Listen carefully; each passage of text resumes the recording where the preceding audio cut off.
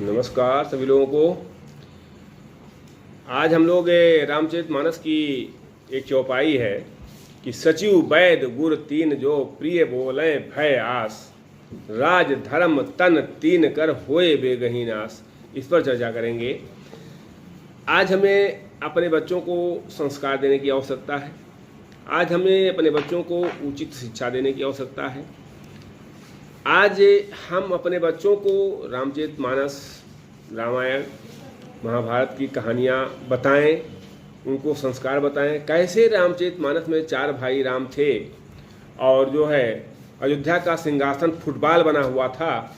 राम कहते थे भरत राजा बनेंगे और भरत कहते थे राम राजा बनेंगे। वो धारणा आज हम अपने बच्चों के भाइयों के बीच में क्यों नहीं ला पा रहे हैं? कहीं ना कहीं तो हमारी शिक्षा व्यवस्था का प्रभाव है। कहीं ना कहीं हम नैतिक शिक्षा नहीं दे रहे हैं, कहीं ना कहीं हम मूल्य शिक्षा नहीं दे रहे हैं। इसलिए जो हमारी मूल्य शिक्षा की बात है कि प्रातःकाल उठ के रघुनाथा माता पिता गुरु नाम हिमाथा, हमें उस पर बल देने की आवश्यकता है।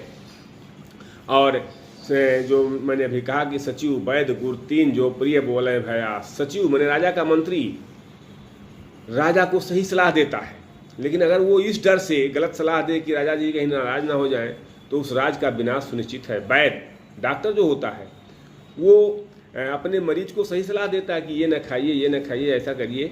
लेकिन अगर वो इस डर से गलत सलाह दे दे कि कहीं मेरा मरीज हमसे बाहर न चला जाए, दूसरे के यहाँ चला जाए, तो उस मरीज का विनाश सुनिश्चित है। उस मरीज को नष्ट होना ही है। और सचिव वैद गुरु, और गुरु जो होता है वो अगर इस डर से गलत शिक्षा दे कि कहीं विद्यार्थी हमसे नाराज ना हो जाए, हमारा विरोध न करने लगे, तो उस विद्यार्थी का विनाश सुनिश्चित है। आजकल गुरुओं की यही दशा हो गई है। गुरु जो होता है वो चापलूसी करता है विद्यार्थियों का कि विद्यार्थी हमसे खुश रहे।